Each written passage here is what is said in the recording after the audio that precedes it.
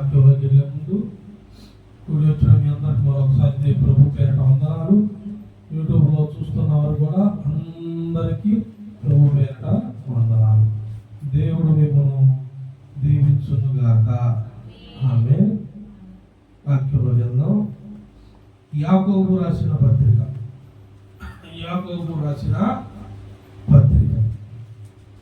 మొదటి అధ్యాయం. యాకోబు రాసిన పత్రిక మొదటి అధ్యాయం 12వ వచనం. యాకోబు రాసిన పత్రిక మొదటి అధ్యాయం 12వ వచనం. శోధన సహించువాడు ధన్యుడు, అతడు శోధనకు నిలిచిన వాడై ప్రభువు తనను ప్రేమించు వారికి వాగ్దానము చేసిన. ఆమేన్. హల్లెలూయా. ప్రార్థన ఒక్క నిమిషం ప్రార్థన చేసుకుందాం. అందరూ తల ఉంచండి. మౌనతుడ సర్వాధికారి సర్వశక్తివంతుడ మీ వందనాలైన తండ్రి కుమార పరిశుద్ధాత్ముడా మీ స్తోత్రాలు. కూడి వచ్చిన బిడ్డలు, నాయన లైవ్ లో చూస్తున్న బిడ్డలు ప్రతి ఒక్కరితోనూ తేటగా శుద్ధిగా మాట్లాడి దేవా నా నోట నీ మాట ఉంచి బలపరచమని.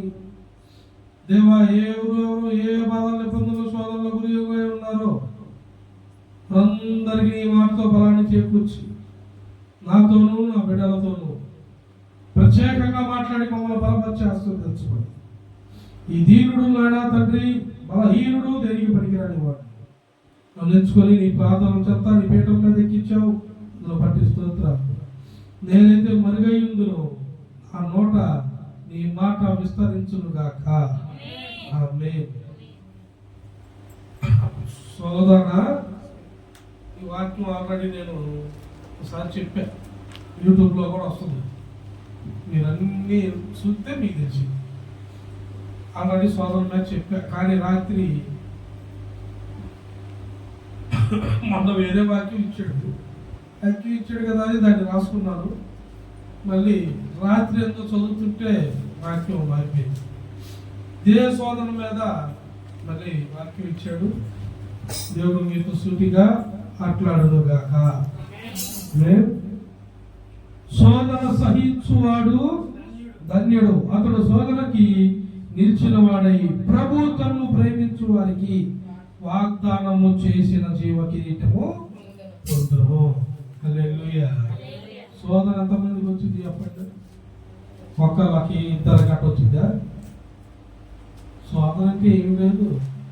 మీరు లేనిపోయి ఎన్ని తెచ్చుకుని మీరేం చేస్తారంటే శోధిస్తున్నాడు. ఎవరు ఆపుతారు మీ గ్రామాలు అంటారు. నేను దేవునికి స్తోత్రం. నేనంతే అంట. మీరు పోయి వాడి దాంట్లో పోయి వాడు శోధిస్తున్నాడంటే శోధన ఎందుకు వచ్చిందంటే శోధన ఎందుకు రాదు. శోధనకి దగ్గరగా ఉండేవాడు మీరు. ప్రభువుకు దగ్గరకు ఉన్న వాడికి శోధన వచ్చినా శోధన కింద చూడటం పని చూసుకొని చూద్దాం. వచ్చిందనుకో రాని, అప్పులైన అనుకోమని, తెప్పలు వచ్చి అనుకో రాని.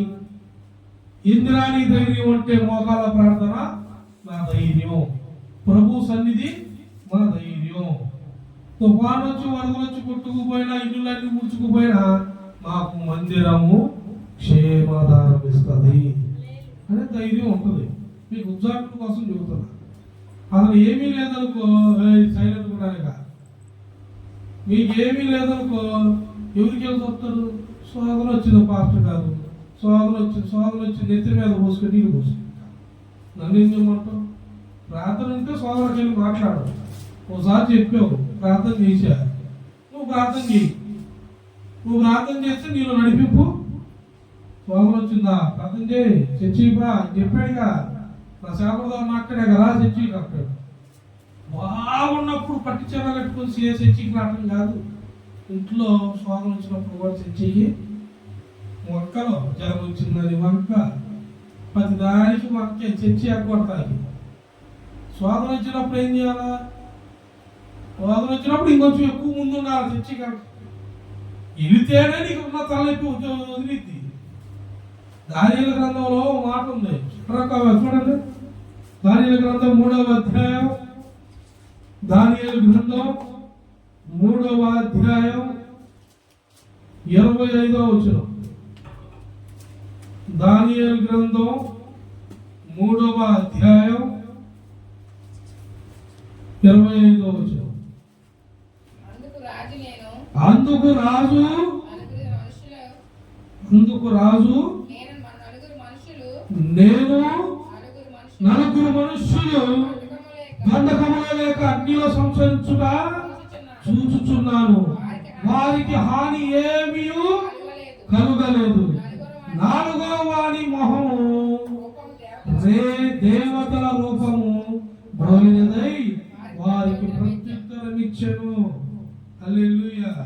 ఇక్కడ షడ్రకు మేషకు అబేద్నెగో అనే వాళ్ళు 3 ఉన్నారు. వీళ్ళు ఎవరి దగ్గర ఉన్నారు అనుకున్నారు? దానియేలు దేవుడితో నడుస్తున్న దానియేలుతో వీరు నడిచారు. దానియేలు ఏ రీతిలో మందిరంలోకి వెళ్తాడో, ఏ రీతిలో ప్రార్థన ఆపకుండా చేస్తాడో అదే రీతిలో వాళ్ళు కూడా దేవుడితోనే నడిచారు. మందిరానికి ఆగలేదు. మందిరానికి ఎన్ని సమస్యలు వచ్చినా మందిరానికి సమస్యలు పక్కన పెట్టి ముందు మందిరానికి నడిచారు. మందిరంలో వెలుగుతున్నారు. సమస్య వైపు కాదు, దేవుడి వైపు చూశారు. అందుకే వారికి ఆఖరికి వస్త్రానికి గొడవలు కోపలు ఏముండో, ఒకటే వాళ్ళకి దేవుడు. వాళ్ళు ఉన్నాము అంటే దేవుడితో మనకి, మనతో దేవుడికి ఇద్దరికి పని ఉందా లేదా? మళ్ళీ దేవుడు మనం చూస్తాడు భూమి మీద. మనతో పుట్టులు ఉన్నారా? మనం ఎందుకు ఉన్నాం? తింటాకి తిరగడాక. మరి ఎందుకు ఉంది? నీతో పని ఉంది. నీతో పాటు తాగేవాడు ఉన్నాడు, నీతో పాటు తిరిగేవాడు ఉన్నాడు, నీతో పాటు గురకాలు వేసుకునేవాడు ఉన్నాడు. కానీ వాడు పోతున్నాడు. నువ్వెందుకున్నావు? ఇంకో 2 సీసాలు తాగడం కాదు అయ్యా. నువ్వు ముందెందుకో తెలుసా? దేవుడు నిన్ను ఒక సాధనంగా వాడుకుంటా ఉంచాడు. దేవుడు నిన్ను నిర్మించుకున్నాడు. నీ తల్లి గర్భంలో పడక ముందే నిన్ను ఆయన నిర్మించుకున్నాడు. పనుందా? నిన్ను వాళ్ళని తీసేసాడు. నిన్ను తీసేలా. ఎందుకు అనుకున్నావు? నువ్వు పాపంలో పోతున్నావు, నరకంలో పోతున్నావు. పోవటం వాడికి ఇష్టం లేదు కాబట్టి నీకు ముందుగా ఆయన ప్రాణాన్ని పెట్టాడు. నీకు ముందుగా ఆయన ప్రాణాన్ని పెట్టాడు. శిలువ త్యాగాన్ని ఆయన చేశాడు. నువ్వేం చేస్తున్నా? ఒక త్యాగం ఏంటంటే నీ చెడుతనం విసర్జించే త్యాగం. నీ పాప పథకాల నుండి విడుదలని అది తెలుసుకోబాక బాబు. నువ్వు బాగుపడతావు, నాకు వెళ్ళిరా, నిన్ను మారుస్తా, నా మహిమతో నిన్ను నింపుతాను, ఈ లోకానికి క్రొత్తగా నిన్ను చూపిస్తాను అంటాడు. హల్లెలూయా. శద్రకు మేషకు అక్కడ అదే చేశారు. దానియేలుతో నడిచారు. చూడండి, ఆ పక్క వచనంలోనే ఉంటుంది. చూడండి ఏమంటాడు రాజుని. 16వ వచనంలో పక్కనే ఉంది. 16వ వచనం 20 చదివారు కదా, పక్కన 16 చూడు. షడ్రకు మేషకు అబేద్నెగోలు రాజుతో ఇలాగ చెప్పి, నెబుకద్నెజరు, ఇందులో గూర్చి నీకు ప్రత్యుత్తరం ఇవ్వవలసిన చింత మాకు లేదు. ఇందును గూర్చి అగ్నిగుండంలో వేస్తానన్నాడు. దేనికి? పిచ్చి ప్రతిమను దాన్ని చూపించి ఈ ప్రతిమకి ఎవరైతే మొక్కట్లేదో వాళ్ళని ఏం చేస్తాను? చంపేస్తాను. అగ్నిగుండంలో వేసేస్తా ఉన్నారు. షడ్రకు మేషకు అబేద్నెగో ఏమన్నా తెలుసా? రాజుగారు, బాబు, అయ్యా, ఏం మాట్లాడాలా? ఒకటే డైలాగు. నెబుకద్నెజరు, ఇందులో గురించి నీకు నేను జవాబు ఇవ్వాల్సిన అవసరమా? నేనే పని చూసుకోవాలి. మన వాళ్ళు ఏమంటారు? ఏమా చర్చికి రాలేదు అన్నయ్య, పొద్దున అన్నం కూర ఉడుతుంటే సగంలో గ్యాస్ అయిపోయింది. గ్యాస్ హెచ్పి గ్యాస్ బట్టి ఇంటికి వండుకోవు, చర్చి నుండి వచ్చాక. అందుకే ఇంట్లో ఎప్పుడు చూడు బియ్యం లేవు, అయ్యి లేవు, నీ మొహం లేదు. నీకు చర్చి ఉంటే కదా, పరిశుద్ధాత్ముడు ఉంటే కదా నీలో. పనికి పోతారు, జాబుకు పోతారు. ఏంద్రయ్య అట్లా? మా సార్ అన్నయ్య మా ఎంప్లాయీస్ అందరిలో నన్నే పట్టుకున్నాడు. మరి నువ్వే వాడి దృష్టిలో పడేది. ఎవరు పడతాడు? వాళ్ళందరూ వాళ్ళు చేసే భక్తిలో ఉన్నారు. నువ్వు నిజమైన దేవుడు తెలుసుకొని చర్చికి వెళ్ళేవాడివి అయ్యుండి, చర్చికి వెళ్ళేవాడివి నువ్వు చర్చికి వెళ్ళాలా? చర్చికి వెళ్ళినా వాక్యం వింటారా? వాక్యం విన్నా నీలో ఆత్మ ఫలింపు ఎందుకు వెలిగేది? ఏంటంటే మన వాళ్ళకి కావాల్సింది దేవుడు రాగానే వచ్చావు కదా, 2 కిలోలు బంగారం తీసుకొని ఇల్లు ఇవ్వాలి. దేవుడు అనుకున్నావా లేకపోతే ఎవరనుకున్నావా? అయితే నువ్వు ఆయన చెట్టర్ కుమ్మేశకు అమాకడగాల రాజు ఏం చేశాడు? ఒకట వేడిని గల అగ్నిగుండాన్ని 2 ఎత్తులుగా ఎన్ని రెట్లు పెంచాడు? ఆనంద చదివారా?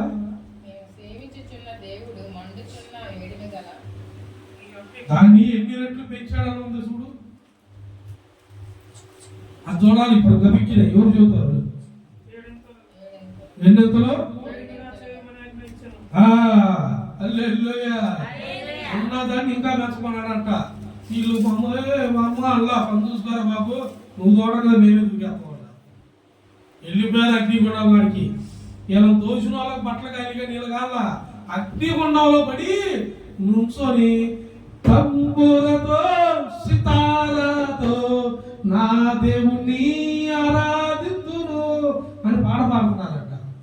ఎప్పుడు వాడా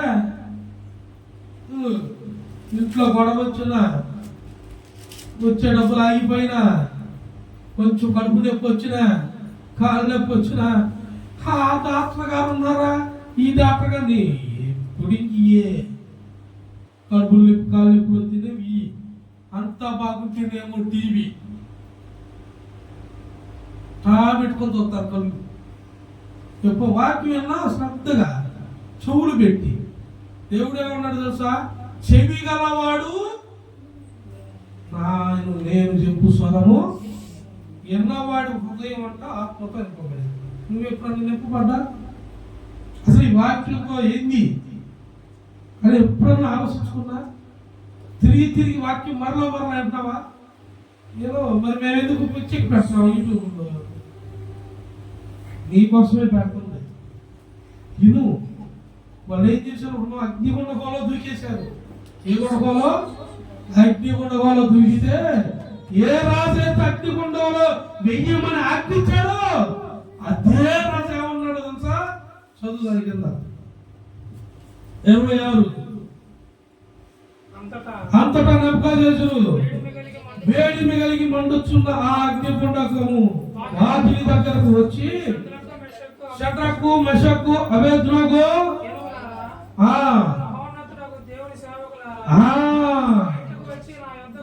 హల్లెలూయా, మహోన్నతులైన దేవుని బిడ్డలారా, సాతాను గారు సాక్ష్యం ఇస్తాడండి. నిన్ను ఇబ్బంది పెడుతున్న వాడు సాక్ష్యం ఇస్తాడు. నెబుకద్నెజరు అగ్నిగుండంలో వేయమన్నాడు. అదే నెబుకద్నెజరు ఏమంటున్నాడు? మహోన్నతుడు సర్వోన్నతుడైన దేవుని సేవకులారా, దేవుని పిల్లలారా, ఈ అగ్ని మిమ్మల్ని ఏం చేయలేదు. మీరు అగ్నిగుండం నుండి బయటికి రండి, మిమ్మల్ని నేను కన్నులారా చూడాలంటున్నాడు. ఎందుకనుకుంటున్నా? వాళ్ళు వేసిన ముగ్గురే, కానీ వాళ్ళతో 4వ మనిషి ఉన్నాడు. ఆ 4వ మనిషి ఎవరు? పరిశుద్ధాత్మ దేవుడు. హల్లెలూయా, పరిశుద్ధాత్మ దేవుడు అగ్నిగుండంలో ఉన్నాడు. నువ్వు ఏడుంటే అంటున్నాడు. ఎందుకంటే నువ్వు వేడకుండా, మందిరాన్ని మానకుండా, ప్రార్థన ఆకుండా, విజ్ఞాపన ఆకుండా, ఉపవాస ప్రార్థన ఆకుండా ప్రతి ప్రార్థనలో నువ్వు ఉన్నావు కాబట్టి, ప్రతి ప్రార్థనలో మందిరంలో ఆయన దృష్టిలో నువ్వు ఉన్నావు కాబట్టి, ప్రతి దాంట్లోనూ మందిరంలో నీవు కనపడ్డావు కాబట్టి నీతో ఆయన ఉంటాడు. హల్లెలూయా. కొంతమంది అయితే అసలు మందిరంలోనే ఉండరు, మందిరాల్లోనే రాదు. ఇంకా ఏమంటారు? పాస్టర్ గారు మరి రావాలనుకుంటున్నా, మరి నువ్వు గట్టిగా ప్రార్థన, నేను గట్టి ప్రార్థన చేయాలంట. రావాలనుకుంటుందంట. నేను అంటే ఇక నాయో బస్సు పెట్టాలా, పాస్టర్ గారు బస్సు పెట్టరాదు అలా, అది కూడా చెబుతారు. ఇక దేవునికి మహిమ కలుగునుగా. హల్లెలూయా. ఆమె రావాలనుకుంటే నేను ప్రార్థన చేసేది. ఆయన అంటాడు, నువ్వు గట్టి ప్రార్థన చేయి. ఇంతవరకు మా ఇంట్లో అడుగు పెట్టింది ఎప్పుడు లేదు, ఫస్ట్ టైం నువ్వే. దీన్ని నాకు ఆయన ఇచ్చాడా? నేను నాకేం అర్థం కదా. అలాగే ఒకసారి ఇంట్లో మన వాళ్ళ దగ్గరికి ప్రార్థన పెట్టుకుంటాం అన్నాడు పాస్టర్ గారు. అంటే అల్లులు పిలిస్తే వెళ్ళా. నీకు వచ్చి అక్కడికి వచ్చేవాళ్ళు, మన మొదట కూడా వచ్చారు. పేర్లు ఎందుకులే వెళ్ళా. వాళ్ళ ఇంటికి వెళ్తే వాళ్ళు ఆల్రెడీ చుట్టుపక్కల వాళ్ళందరూ చెప్పుకున్నారు.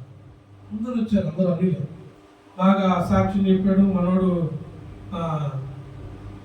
చికెన్ వ్యాపారం చేసుకుంటాడు కదా, అతను సాక్ష్యం చెప్పాడు. వచ్చి వాక్యం చెప్పాను, ప్రార్థన చేశాను, అందరికీ చెప్పాల్సింది చెప్పాను. అలా ఒక ఆమెను అడిగా, అమ్మా ఏంది నీ మీద ఇలా కనబడుతున్నాయి, ఎప్పుడు అంత అయిపోయి ప్రార్థన చేస్తుంటే ఆమె కనపడింది. ఆమె దగ్గరికి పోయి అడిగా, అందరు ప్రార్థనలో ఉన్నారు, ఈ అమ్మాయి ఇలా కనబడుతున్నాయి, నువ్వు బాప్తీసం తీసుకున్నావా అని అడిగా. నువ్వు మామూలు బాప్తీసం తీసుకుంటే విగ్రహాలు కనపడవు, బాప్తీసం తీసుకుంటే నీ ఇంట్లో నీ హృదయం ఏముంటుంది, దేవుడు వాక్యం పరిశుద్ధాత్ముడు నా అని అడిగా. ఆమె కళ్ళు తెరిచి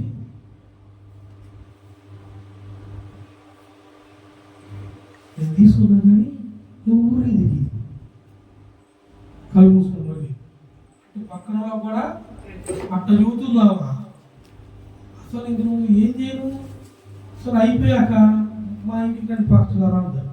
సరే అన్న, మళ్ళీ అయిపోయాక అన్నం తిన్నాక పాస్టర్ గారు నువ్వు వస్తావుగా అంది. నేను అడిగిపోవడం మిగిలిడా అన్న, ఎదురే అంది. సరే వస్తాను అమ్మా అన్న. నేను బయటకు వచ్చి వెళ్ళిపోతాను అని ఆగిగా కూర్చోను. బయటికి రాక అన్నయ్యో అంటాను మళ్ళీ. సరే వస్తున్నానమ్మా నీకాడికే, వాళ్ళు అడిగాను వస్తున్నాను అన్న. లోపలికి వెళ్ళా, కూర్చోబెట్టింది, ప్రార్థన చేసా. వస్తున్నా అంటే చల్లటి నీళ్ళు కాస్త నీళ్ళని దాక్కుండా ఎట్టతో, నీళ్ళు దాకపోతే ఎట్ట, నీళ్ళు తాగితే ఏమొచ్చిందంటే మీ ఇంటికి వచ్చినప్పుడు నేనేం తాగాల, ఏదో ఒకటి తాగాలంట, లేకపోతే ఆశీర్వాదం. మరి నువ్వు మందిరానికి వస్తావా, మీ ఇంటి పాత్ర వచ్చి నీళ్ళు ఇస్తేనే ఆశీర్వాదం, నువ్వు నీళ్ళు కూడా తాకపోతే ఎట్ట అంటున్నారు. మరి మీ మందిరానికి రాకపోతే ఎట్ట, మందిరానికి రాకుండా దేవుడు ఆత్మ ఎట్టొచ్చింది, మందిరానికి రాకుండా వాక్యం ఎట్టొచ్చింది, మందిరానికి రాకుండా కార్యాలు ఎట్టొస్తాయి. అట్లనే 25 సంవత్సరాలు మా ఇంట్లో అడుగు పెట్టిన వాళ్ళు ఎవరు లేరు, నువ్వే ఒక్కరు అడుగు పెట్టావు. నాకు అదే ఇచ్చిందా, ఆఫర్ ఇచ్చిందా, నాకు అర్థం కాదు. కొంచెం మరి చూసుకో అంటుంది. నీకు స్తోత్రం కలుగుతున్నా కాక, అమ్మా నేను కాదు, నువ్వు చూసుకో, శ్రద్ధగా ప్రార్థన చేయడం, శ్రద్ధగా తెచ్చుకోవాలి. కొంతమంది ప్రార్థన చేస్తారు, ఏం చేస్తారో కూడా తెలియదు. 2 చేతులు కొంచెం గాల్లో ఉంటే కొంచెం కింద ఉంటుంది, కొంచెం గాల్లో ఉంటే కొంచెం అదే ఏం చేస్తున్నా.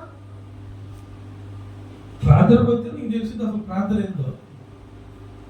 రోడ్డు మీద పోయేవాడు చర్చికి పోడంట, ఎప్పుడన్నా రోడ్డు మీద పోతా ఇప్పుడు చర్చికి పడింది అనుకో, ఆయన అంటే ఇట్లా అంటాడు, ఇట్లా అనుకోని పోతా ఉంటాడు. ఏంటంటే ఆపడం ఏమవుతూ ప్రార్థన పోయి ఎప్పుడన్నా తిరిగిటాడు. అసలు ఇది అంటే ఏంటి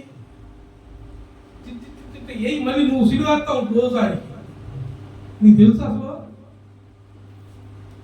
ఆయన ఆల్రెడీ సిలువ వేసాడు, సిలువ ఎక్కాడు. ఎవరి కోసం? నీ కోసమే. దేనికి? నువ్వు అగ్నిగుండంలో ఉన్నావు, ఒరే నా వైపు తిరగండి, నాతో మాట్లాడండి, నేను నీతో మాట్లాడతాను, నువ్వు నాకు మొరబెట్టుము, నేను నీకు నేను చెప్పాను, ఆయన చెప్పాడా? మరి మేము మందిరానికి వస్తున్నాక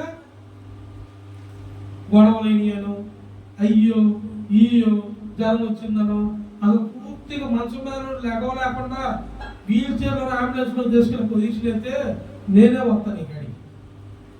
జ్వరం వచ్చేవాడి రావటానికి చలి, ఆగా చలిలో నేను ఎట్ట తిరుగుతున్నా తెలుసు రైతులు. మరి ఎట్ట ప్రార్థన చేస్తున్నా పాస్టర్ అమ్మంటది, ఇంత చలి పడుతుంది బయట, నువ్వేమో ఎట్ట ప్రార్థన చేస్తున్నావు, ఒంటి మీద నీకు స్వెటర్ కూడా లేదు, మళ్ళీ ఏసీ కూడా ఎక్కడో నీకు చలి పట్టట్లేదా అంటారు. ఏసీగా డీసీ చేసినా కానీ నాకు చలి, ఇక్కడ అగ్ని మోకాళ్ళు ఎత్తే 6 అగ్ని. ఎడ అనేకుల కోసం ప్రార్థన, అనేకులు చూపిస్తుంటే వాళ్ళ కోసం ప్రార్థన, నా జీవితం కోసం నేను ప్రార్థన. నీ జీవితం ఫస్ట్ కాదు, నువ్వు పాస్టర్ కాంటావేమో, నేను నీకన్నా ఎక్కువగా పాపాత్మని ప్రార్థన చేసుకుంటా. మీరు సిగ్గుపడతారు, కొంతమంది సాక్ష్యం చెప్పిన సిగ్గుపడటమే, మందిరంలో లేచి చెప్పాలా, అమ్మ అందరికి వందనాలు, అమ్మ మా ఇంట్లో సమస్య, మీ అందరూ ప్రార్థన చేయండి అని సమయంలోకి వచ్చి రోజు ఇప్పుడు అన్న ప్రత్యేక వారం వేసి చూస్తున్నారా? చెప్పరు.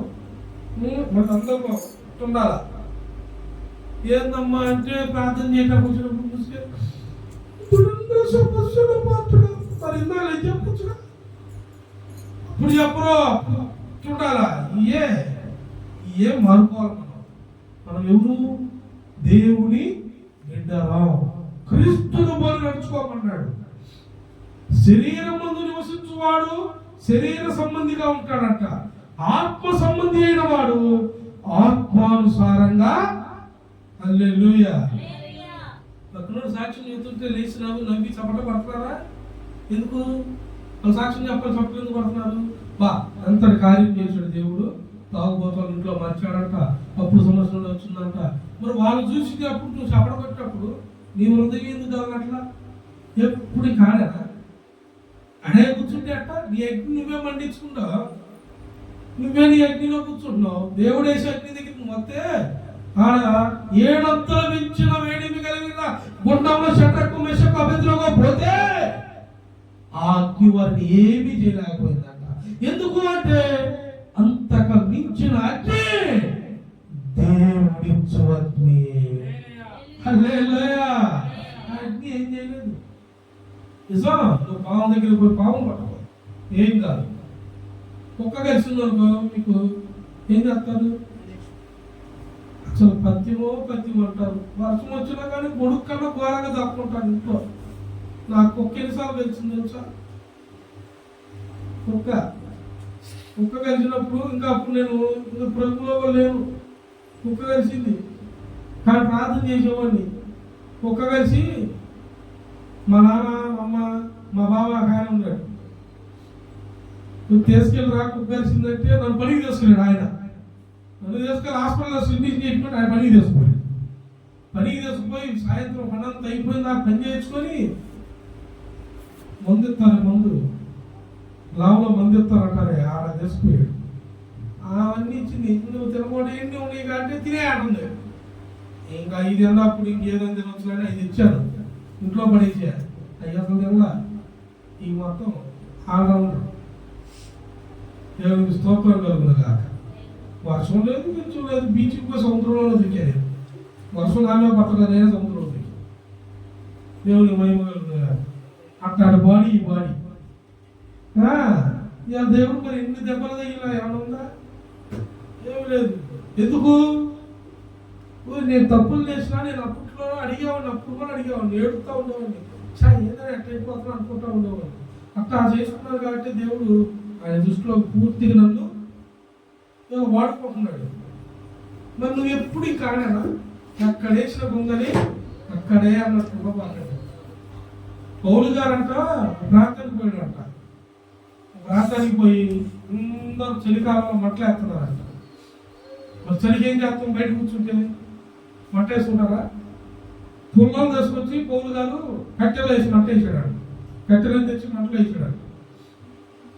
కట్టెల మధ్యలో పాము ఉందంట. ఏముంది? కట్టెల మధ్యలో పాము ఉంది. ఆ కట్టెలని తీసుకుని మంటలో ఇక్కడ పాము మధ్యలో లేచి పౌలు గారి అలా పడుతుందంట. అది చాలా విషపూర్వమైన పాము. ఏం పాము? అది చాలా విషపూర్వమైన పాము. ఆ పాము పౌలు గారిని పట్టుకుందంట. పౌలు గారిని ఆ పాము పట్టుకుంటే చుట్టుపక్కల వాళ్ళందరూ చూసాట, ఇతడు ఏదో చెయ్యకూడదు తప్పు చేశాడు. ఏ దేవతో అతన్ని కాటేసింది. ఇతను ఇక చనిపోతాడు అనుకున్నారంట. ఇతను ఇక చనిపోతాడు, ఇతడు ఇక బతకడం అయిపోయింది. ఇతను చేయను ఇంకో 2 నిమిషాలే. ఎన్ని నిమిషాలు? ఇంకో 2 నిమిషాలే లేదా 5 నిమిషాలు అయిపోయింది అనుకుంటున్నారు. 2 నిమిషాలు అయిపోయింది, 3 నిమిషాలు అయిపోయింది. ఏంటంటే ఏమి లేదు. పౌలుగా హాయిగా కూర్చున్నాడు. చూడండి అపోస్తుల కార్యములు 28వ అధ్యాయం. అపోస్తుల కార్యములు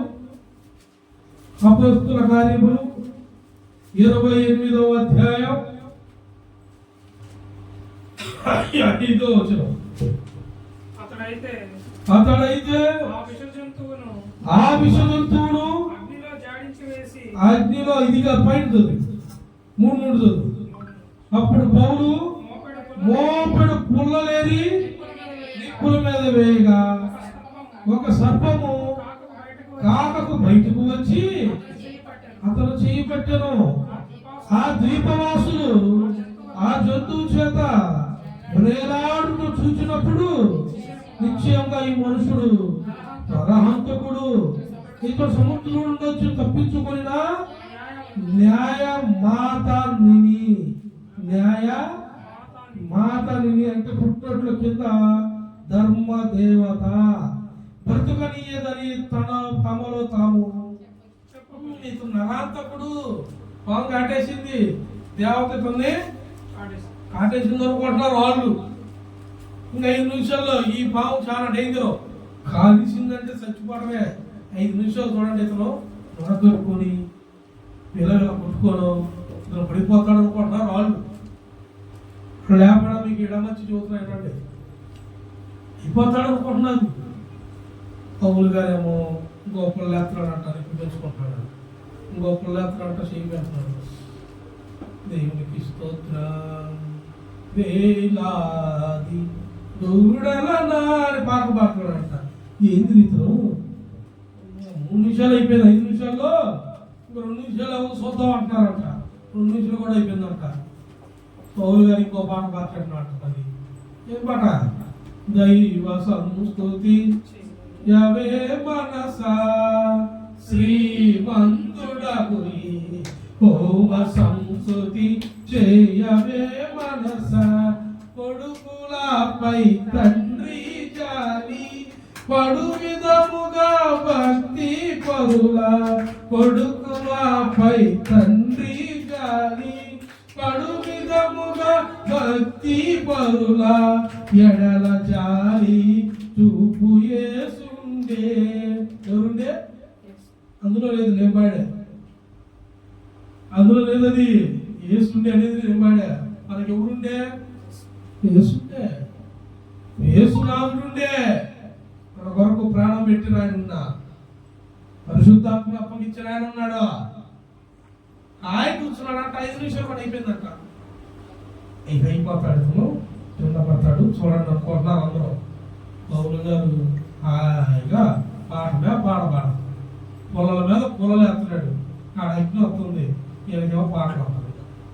ఏంది 5 నిమిషాలు ఆయన పడిపోవట్లేదని ఇల్లు అనుకుంటున్నారు, చచ్చిపోవట్లేదని ఏదో అనుకుంటున్నారు. ఆయన ఎందుకు వేసిపోతాడు? ఆయనతో ఉండేవాడు దేవుడు, పరిశుద్ధాత్ముడు ఉన్నాడు. ఆ శక్తి ముందు ఇష్టశాపమే చచ్చిపోయింది. 1 నిమిషంలో అట్లా పట్టుకోగలదని ఏం చేశాడు సార్? ఆ జంతువును ఇలా ఎదిరితే పోయి అది ఏడబడింది, మళ్ళీ అదే అగ్నిలో ఏడు నుండి వచ్చింది అందులోకి. మీరు ఎప్పుడైనా గుర్తు పెట్టుకోండి. మీకు ఒకళ్ళు నువ్వా సో నేను ఇది అనకూడదు, నేను ఎందుకన్నా? అతను నన్ను రెచ్చగొట్టాడు కరెక్టే, అయినా నేను అన్నా, అతను అంటా అన్నాడు, నేను అతను అన్నా. నన్ను క్షమించమని నేను అడగను, కానీ దీనికి మాత్రం శిక్ష పెంచండి. మీరు అడుగుతారు ఎప్పుడన్నా? అందరూ అంటారు ప్రభు నేను ఇంకా తప్పు చేయను, క్షమించయ్యా. నేను అంటాను క్షమించు అనే మాట నేను అన్నాను, కానీ నేను ఈ శిక్షకు నేను పాత్రుడిని. నువ్వు అనొద్దు అన్నావు, నేను అన్నా. నువ్వు చూడొద్దు అన్నావు, నేను చూసా. నువ్వు వెళ్ళొద్దు అన్నావు, నేను వెళ్ళా. మరి శిక్షకు పాత్రుడువా కాదా? మరి ఇంత పాపాత్ముల వరకు ఆయన భూమి ఆకాశం నుండి దిగి భూమి మీదకి వచ్చి ప్రాణం పెట్టి శోధన నుండి తప్పించి ఎక్కలేని కొండను పైకెక్కి మనల్ని కొండెక్కి రండి అని చెప్పాడు. కానీ ఎక్కడో చూపించాడు, ఎక్కకుండా మీకు కొండ ఎక్కడ అన్నాడా? లేని కొండ నేను ఎక్కాడు అందరి ముందు, రా అన్నాడు. కుష్ఠరోగి వచ్చాడండి, కుష్ఠరోగి మెస్సయ్యా అనుకుంటూ వచ్చాడు. అభిషిక్తుడా, బాలకుడా, నన్ను నీవు ముట్టు, నీవు ముట్టిని అన్న నాకు ఈ రోగము అవును కదా. నమ్మాడు. అందరి ముందు ఏమన్నాడు? ప్రభు ముట్టంటే నన్ను ముట్టొద్దు ప్రభు, నేను చాలా అంటాను. ఇది నా దగ్గర చాలా అసలుకి ఎవ్వరు పుట్టే వాళ్ళకి రోగం వచ్చింది, అంత చెడుతనము చెడు పాపం చేసిన రోగం ఉంది అని ముట్టుకున్నా అంటున్నాడు. అంటే ప్రభు ముట్టాడు, రోగం కనపల్లా, స్వస్థత వచ్చింది. ఏమొచ్చింది? స్వస్థత వచ్చింది. ఎక్కలేని కొండను 2 చిన్నపిల్లలు ఎక్కారు, ఎక్కలేని కొండను 2 చిన్నపిల్లలు ఎక్కొచ్చారు. ఆ జన సమూహానికి సమయం అయిపోయింది, ఆకలి అవుతుంది, వాళ్ళందరికీ భోజనం పెట్టాలి. ఎలాగా అన్నాడు. బిడ్డలందరూ శిష్యులందరూ ఏమంటున్నారు? భోజనం పెట్టాలి. హాయ్ భోజనం పెట్టాలి. ఎలాగా? ఇప్పుడు పోయి బయటికి వెళ్ళి తేవాలంటే ఆ దూరంగా వెళ్ళి తెచ్చి వండి ఇలా పెట్టాలంటే ఇప్పుడు సమయం సరిపోదన్నాడు. కానీ ఇద్దరు చిన్నపిల్లలు కొండెక్కి పైకి వచ్చారు. అందరిలో కూర్చుని ఉన్నారు. ఊర కూర్చోరా, అందరిలాగా ఏం చేయాలంటారా? ఇదిగో యేసయ్యా, మా దగ్గర 2 చేపలు 5 రొట్టెలు ఉన్నాయి, ఏదన్నా చేయగలిగితే చేయండి. మా కాడ ఉన్నాయి కాబట్టి మేము లేచి వచ్చారండి. వాళ్ళు నీకులాగా పప్పట్లాగా చూసారా, ఎప్పుడు ఏడుపు మొహాలే, చర్చికి రారు, సాగులు బాగుంటే చర్చికి రావటం కాదమ్మా. ఇద్దరి బట్టలు వేసుకొని బాగా లేనప్పుడు వేసుకుంటారా మరి. చర్చికి రా, అన్ని అసలు తెచ్చి కాలేసి ఉండాలని పెట్టి చూస్తారంట. నేను లేనప్పుడు ఎంతవా చర్చిలో కూడా రాలేదు కొంతమంది. మరే గుర్తు పెట్టుకో, ఉంగరము ఇస్త్రీ బట్టలు కాదు మనలో ఉండాల్సింది. మనం ఏ వస్త్రం వేసుకున్నది కాదు, దేవుడిచ్చు వస్త్రము మనలో ఉందా లేదా? పరిశుద్ధాత్మ నీలో ఉన్నారా లేదా? అది కనిపెట్టుకోండి. అది కనిపెట్టినప్పుడు నీలో శోధన ఉండదు. శోధనను జయించిన వాడు ధన్యుడు. అతనికి ఏమొచ్చిందంట? జీవ కిరీటము. అదేలా ఉంది యాకోబు 1:12. శోధనను సహించిన వాడు అతడు దేన్ని పొందుకుంటాడు? జీవ. మరి జీవ కిరీటం పొందుతారంటే ఏం చేయాలా? శోధన కాడ కూర్చోవాలా? చర్చిలోకి రావాలా? శోధన కాడ కూర్చోవాలా? ప్రార్థన చేయాలా? 2 మానేసి ఏడుతానే కూర్చోమా? ఏడుతా ఇందులో కూర్చుంటావు. నాయన పుట్టినకాడంటే అదే చూస్తున్నావు. నీ పక్కన చూస్తున్నావు, ఇరుగోలో చూస్తున్నావు, పొరుగులో చూస్తున్నావు, ఆఖరికి నీ తల్లిదండ్రులు కూడా చూసావు. కానీ దేవుడు నిన్ను అట్లా నిన్ను కొత్తగా మారుస్తారు అంటాడు. ఎలాగా? క్రొత్తగా. కీర్తనల గ్రంథం 91వ అధ్యాయం. కీర్తనల గ్రంథం 91వ అధ్యాయం 3వ వచనం. వేటగాని గురిలో నుండి హల్లెలూయా. వాళ్ళలా కాదు, మీ ఇంట్లో ఉన్న శాపం కూడా కాదు, మీ అమ్మ మీ నాన్న ఉన్నట్టు కాదు. నిన్ను ఒక కొత్తగా నూతనమైన మలుపు. ఇన్నాళ్ళు మీరు ఉంటున్న వేట, ఇన్నాళ్ళు మీరు పడుతున్న బంధకాలు, ఇన్నాళ్ళు మీరున్న శాపంలో, ఇన్నాళ్ళు మీరున్న పాపంలో, ఇన్నాళ్ళు మీరు పడ్డ కష్టంలో, ఇన్నాళ్ళు మీరు నలిగిన శ్రమలో, ఇన్నాళ్ళు మార్పు లేని మీ జీవితాల్లో, నీ బిడ్డల జీవితాల్లో, నలిగిన విరిగిన మీ జీవితాల్లో, మీ బ్రతుకుల్లో, మీ కాలాల్లో, మీ మార్పు లేని మీ జీవితాన్ని నేను మారుస్తున్నాను. హల్లెలూయా. వేటగాని ఊరిలో నుండి నేను నిన్ను విడిపించును, నాశనకరమైన తెగుళ్ళు రాకుండా నిన్ను రక్షించును. హల్లెలూయా. నాశనకరమైన అంటే ఏంది? నీ ఇంట్లోదే, నీ బిడ్డల మీద ఉన్నదే, నీ తల్లిదండ్రులు పడ్డ బాధలే, వాళ్ళు పడ్డే కదరా బాబు. నువ్వు నా వైపు చూడా, నేను నూతనమైన క్రియ నేను చేస్తాను. హల్లెలూయా. ఇప్పుడు ఇంట్లో సమస్య వచ్చిందండి, లేదు ఏదో చుట్టాలు వచ్చారు, ఇంట్లో ఒకరు ఉండండి, కతిమావులు రండి, రాదు, భర్త ఇంట్లోనే, పిల్లలు ఇంట్లోనే, భార్య ఇంట్లో, మొత్తం కలిసి ఇంట్లోనే ఉండండి. వాడంతా ఎవరు? శోధన వచ్చిందన్న శోధనతోనే కూర్చోమ్మా. అమ్మా శోధనలో కూర్చో. శోధన నాకేమొచ్చింది? దేవుడు వైపు చూస్తే ఏం పని చేయవు. ఏమి ఏ శోధన వచ్చినా కానీ నేను చూసుకుంటాను అంటాడు. ఎప్పుడు? మొగలెత్తన ఒక బతుకూపుడు, మందిరంలో కనపడుతున్నా ఒక బతుకూపుడు, పరిశుద్ధాత్మ నీతో ఉంటున్నాడుగా. నువ్వు ఇన్నాళ్ళు ఆయన నమ్మటం నడిచిన విధానం, శోధన వచ్చినప్పుడు ఏం చేస్తాడు తెలుసా? నీలో ఆయన ఉండి శోధనని గద్దిస్తాడు. హల్లెలూయా. ఆ శోధనని పారదోస్తాడు. శోధన ఇంకా కనబడదు నీ కంటికి. చూడు కీర్తనల గ్రంథం 91 ఇప్పుడు చదివిందే 4వ వచనం. ఆయన తన రెక్కలతో నిన్ను కప్పును. ఏం చేస్తాడంట? తన రెక్కలతో నిన్ను కప్పును. ఏం కప్పుతాడు? రెక్కలతో. ఎప్పుడు? నువ్వు రోజు వస్తా ఉంటే నేను చెప్పింది అదే. నువ్వు మందిరం అక్కడ కనపడు, ప్రార్థనలో కనపడు, ఉపవాస ప్రార్థనలో కనపడు, విజ్ఞాపనలో కనపడు, మందిరంలో అందరితో నువ్వు పరిచయంలో కనపడు. నువ్వు ప్రతి దినము దేవుడితో కనపడితే, మోకాల ప్రాంతంలో కనపడితే, నీకు ఏ అపజయం అనుకుని నువ్వు అనుకుంటున్నావో ఆ అపజయం నీ మీద కొత్తన్నప్పుడు నీకు కనపడవు, వాళ్ళకి నీ శత్రువుకి దేవుడు కనపడతాడు. హల్లెలూయా. సోదరునికి దేవుడు కనబడతాడు. ఎందుకంటే నువ్వు దేవుడితో ఇన్నాళ్ళు నాతో మాట్లాడుతున్నావా దేవా, మాట్లాడుతున్నావా? నీ తెలియదు ఆయన మాట్లాడేది. నీవు ఆయనతో మాట్లాడతావు. నీతో మాట్లాడాల్సిన సమయంలో నీతో కాదు, నీకు విరోధులతో దేవుడు మాట్లాడతాడు. పోయింది తిరిగిస్తాడు. ఏది నువ్వు పోయింది అనుకుంటున్నావు, ఏది నీకు దక్కలేదు అనుకుంటున్నావు, ఏది నువ్వు కోల్పోయింది అనుకుంటున్నావు, ఏడైతే కింద పడ్డానుకున్నావు, ఎవరైతే నన్ను నిశ్చిస్తాను అనుకున్నావు, ఎవరైతే నిన్ను బాధపడుతున్నా అనుకున్నావో వారందరిని తొలగించి విజయాన్ని నీకు ఇస్తాడు. హల్లెలూయా. కావాలని దేవుడు దేవుడు అలాంటి విజయం ఇడు, గొప్ప విజయాన్ని ఇస్తాడు. ఇప్పుడు సమయాలు రమ్మన్నాడు యెషయా దగ్గరికి. యెషయాకి ఎంతమంది కుమారులు?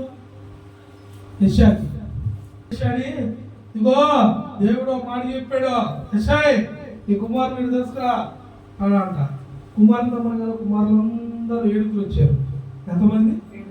7 రాగానే మొదట చూసంట సమూయేలు, ప్రవక్త అయిన సమూయేలు, వా వీడు మిలిటరీ లాగా ఉన్నాడు, వీడు height, personality, physique, army, military వాడు ఉన్నట్టున్నాడు. దేవుడు ఈయన బలి ఎంచుకున్నాడు. అందుకే యెషయా దగ్గరికి పొమ్మన్నాడు. యెషయా కుమారుని నేను ఎంచుకుంటా అన్నాడు. వీడు కరెక్ట్ అనుకున్నాడంట. దేవుడు అంట సంబగా చెవులో ఊతున్నాడంట. ఆమె సమయాలా వాడైతే కాదు, దీన్ని ఎంత హైట్, ఎంత ఫిజిక్, ఈడనుకున్నానే నేను. ఎందుకు వచ్చింది పక్కన నువ్వు అన్నాడంట. ఇంకోడు వచ్చాడంట. ఈడు మంచిగా నేనే ఇక చక్కగా ఎర్రగా పుర్రగా ఉన్నా అనుకుంటాడంట. సరే ఈడేమనుకుంటే ఆపురా నువ్వు పక్కరా అంటున్నాడంట. వరుసగా దేవుడు మొత్తం పక్క పొమ్మంటున్నాడు. అందరూ పోయారంట. అందరూ పోయాక యెషయా నీ కాదు, ఇంకా నీ కుమారులు ఎంతమంది? దేవుడు తేడాగా ఉంది, నువ్వు 7 తెచ్చావు, దేవుడు ఇవ్వ కాదంటున్నాడు. ఉన్నారా ఇంకొకడు అంటే బండారం బయటకు వచ్చేసింది. నేను దాద్దాం అనుకున్నా కానీ ఆడొచ్చింది ఎవరు? ప్రవక్త. దేవుడి నువ్వు దాచాడన్నా దాచలేవు. కొంతమంది సగం లోపల దాచి సగం జీవితం బయటికి మా ఏందమ్మా అది కనపడుతుంది అన్నారు. అదే ఏం లేదు, పక్కన ఏం లేదు, అమ్మ ఒప్పుకోరు. నేను చెప్పినా కానీ ఒప్పుకోరు, కనపడుతున్నా. ఎందుకు ఒప్పుకుంటే చెప్పాల్సి వచ్చింది, ఒక కానుక ఇవ్వాల్సి వచ్చిద్దేమోనని, ఒక మళ్ళీ అందరికి ఎవరో తెలిసిద్దేమో. నీలానే పెట్టుకో, ఆశీర్వాదం నీకు రాదు. యెషయా అంట తప్పేమైంది బ్రో, సమయాలా ఉన్నాడు, ఆఖరోడు, చిన్నోడు, గొర్రెలు కాసుకుంటాడు. నీకు ఎందుకు గొర్రెలు కాసుకుంటే నువ్వు అన్నాడు. అంటే పిలిచాడు. చిన్నోడు, 16 సంవత్సరాలే, సున్నితంగా ఉన్నాడు, ఎర్రగా బుర్రగా ఉన్నాడు, చక్కగా ఉన్నాడు. వచ్చాడంట. రాగానే ప్రభు అంట, ఇదిగో నేను ఇశ్రాయేలు మీద అధిపతిగా రాజుగా ఎంచుకున్నవాడు ఇతడే, నీ కొమ్ములను తైలం తీసి అభిషేకించు అన్నాడంట. లేకపోతే అందరూ ఏమైపోయారు? అసలు ఆ 6 అనుకుని ఉంటారు అన్నలో. మేమే ఎవరో ఒకరు అనుకుని ఉంటారు. అందరికి మైండ్ పోయిందంట. అసలు మనం వద్దనుకున్నవాడు, చిన్నవాడిని దూరం చేసినవాడిని తీసుకొచ్చి దేవుడు ఏం చేశాడు? రాజును చేశాడు. శ్రమలే, ఏం శ్రమలు? దావీదు శ్రమలు చూడాల. అడవిలో తిరిగాడు దావీదు. కాడా అడవిలో గొర్రెలు కాసుకున్నాడు. ఇంట్లో కాస్తాడా? ప్యాలెస్లో కలుగుతుందా? మరి ఆడ కాస్తాడు? మేత పొలంలోకి అడవిలో తీసుకెళ్తారు. గొర్రెలు ఆడ కాసేది, బర్రెలు తీసుకెళ్తారు కదా మేకలు. ఇంట్లో కలుగుతూ బయటకు వేస్తారా? మరి మరి వాడికి పులులు పావులు అన్నీ వస్తాయనవా అడవిలోకి? మరి అన్నిటిని కూడా సహించుంటాడా లేదా? అన్నిటిని ఎదిరించి అడవిలో తిరిగినటువంటి మానుష్యం అనుకుంటున్నా వాడు ధైర్యవంతుడా, పరాక్రమశాలి. దేశం అంతా గుర్తు పెట్టాలా, ఇంట్లో వాళ్ళు గుర్తు పెట్టుకోవాలా, దేవుడు గుర్తుపట్టాడు దావీదులే. హల్లెలూయా. నిన్ను దేవుడు గుర్తుపట్టాడు. దావీదును కనుగొన్న దేవుడు నిన్ను కూడా కనుగొన్నాడు. నువ్వు ఏడ కూర్చున్న దేవుడు పిలుస్తున్నాడు, లేచి రా, శోధన నుండి నిన్ను విడిపించుటకు సమర్థుడు రా యేసు. హల్లెలూయా. నిజమైన దేవుడు ఆయన నిన్ను పిలుస్తున్నాడు. పాట ఉంది కదా, రమ్మాను చున్నాడు. మాకేం తెలుసు అన్నయ్య, నువ్వు ఎప్పుడు పడితే అప్పుడు పాడుతుంటే అసలు నీ విన్న పాటలు పాడితే మాకేమొస్తాయి అంటారా? ఎప్పుడు ఒకటే పాట పాడతారు. ఎప్పుడన్నా దీవించావే సమృద్ధిగా, ఎప్పటికీ. అసలు పాటలు అంటే ఏంటో తెలుసా? భక్తి. ఎన్నో అనుకున్నావు పాత పాటలు. మోకాళ్ళైతే అనుభవం వచ్చింది, కన్నీళ్ళు వస్తాయి. మోకాళ్ళు ఎత్తే కదా మీకు కన్నీళ్ళు కట్టాలి. మోకాళ్ళు వేస్తే కన్నీళ్ళు. మోకాళ్ళ పాటలు ఇందులో నేను పాడింది, ఇప్పుడు పాడింది కూడా క్రొత్తది, రెడీ అయ్యి చాలా రెడీగా ఉన్నాయి లోపల అంతరంగంలో. ఒక రోజు అద్వితీయ దేవుని మందిరపు ఆరాధన ఆల్బమ్ రిలీజ్ అవును కాక. సిద్ధంగా ఉండండి, పాడుతుంది కానీ ముక్కులు పెట్టే మనిషి ముక్కు పెట్టాలి. లోపల ఆత్మీయ గీతాలు రెడీ అయ్యి ఎప్పుడు అంటాడో అప్పుడు రిలీజ్ చేస్తుంది అన్ని. అప్పుడు ఏం పాటలు పాడలేదు, అటువంటి పాటలు కదా అంటారు కొంతమంది. పాటలు నేను పాడలా, మా లోపల పాడుతున్నా, ఆయన పాడుతున్నా. అది రిలీజ్ అయినప్పుడు అయింది. ఒక్కసారి ఆత్మల ఆనందం ఇక ఆ పాటలు పాడుతుంటే. హల్లెలూయా. చూడండి, ఒకదాకా అయిపోయింది. కీర్తన గ్రంథం ఆడికి పోబాకండి, 91వ అధ్యాయం 7వ వచనం. నీ పక్కన 1000 మంది కూలినను. ఎంతమంది అంట? 1000 మంది. ఇప్పుడు చెప్పు, నీకే బాబు నేను 1000 మంది ఉన్నారు నీ పక్కన, నేను బాగా చూస్తాను. నాకు చెప్పు, ఒక్కడా 1000 మందా?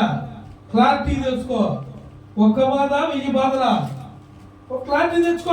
1000 మంది సరే, 1000 మంది అన్నావు అనుకో, 10,000 కూడినను ఏ అపాయము నీ యొద్దకు రానియను అన్నాడు. గట్టు చేపట్ల ఏ అపాయము రానియను అంటాడు. మరి ఇప్పుడు నీకు ఎన్ని అపాయాలు ఉన్నాయి? ఏ సమస్య? ఇది గట్టి సమస్య. ఏ సమస్య చెప్పది? 10,000 మంది సమస్యలు, 10,000 సమస్యలు ఉన్నా కానీ లెక్క కూడా చేయబాకరాని రాని అంటున్నాడు ఆయన. నువ్వేమో చింతించుచున్నాను నా యేసయ్యా రావాలంటున్నాడు. చింతించడం ఎందుకు? ఆనంద గాతం పాడు, మధురమైన గాతం పాడు. యెరూషలేమా యెరూషలేమా నా తట్టు నువ్వు తిరుగు. ఎన్నాళ్ళని నాకు దూరంగా ఉంటావు, నా ప్రవక్తలను హింసిస్తావు. ఆయన అనేది అదే. మనకి అది అర్థం కాక ఆ వాక్యాన్ని పక్కన పెట్టేస్తుంది మనకు సంబంధించి. ఇప్పుడు నాకు సోదర కాదు అదే. నీ ఎన్నాళ్ళు ఆ సోదరులో ఉంటావు అంటున్నాడు ఆయన. ఓ యెరూషలేమా నా ప్రవక్తలు ఎన్నాళ్ళు హింసిస్తావు, నా తట్టు తిరగకుండా ఎన్నాళ్ళు ఉంటావు? ఎప్పుడు ఇదేనా? లేదు, నేను ఒక నూతనంగా క్రియ చేస్తున్నా. నీకోసం నేను భూమి మీదకి వచ్చా, తల్లి గర్భంలో జన్మించా, నేను ఎదిగా. నేను ఎదగడానికి ఒక మార్గాన్ని సిద్ధపాటు చేశాను, ముందుగా సిద్ధపాటు చేశాను. మీరే కంగారు పడక్కర్లా. రేపు కారు వచ్చిద్దా, సైకిల్ అన్న వచ్చిద్దా, మీరు ఎన్ని ఊహించబాకండి. నిన్ను పిలిచాడంటే పిలిచిన వాడు నిన్ను పిలవక ముందే నీకు కావలసిన సమస్త విషయంలో సిద్ధమై ఉన్నది. నీకు సిద్ధం చేశాడా? నీవు పొందుకొనుటకు సామర్థ్యంగా ఉందువుగాక, ప్రార్థనలో ఉందువుగాక, మందిరంలో ఉందువుగాక, పరిచర్యలో ఉందువుగాక, ఉపవాస ప్రార్థనలో ఉందువుగాక, ప్రతి ప్రార్థనలో కనపడుదువుగాక. నీకు సమస్య వచ్చినప్పుడు సమస్యకి దేవుడు కనపడునుగాక. ఆమేన్. ఈ వాక్యము దేవుడు మన హృదయంలో నాటింపజేయునుగాక. ఆమేన్. కాలాలు చేసే వాళ్ళు మోకాళ్ళ మీద ఉండండి. బాప్తిసం తీసుకున్న వాళ్ళు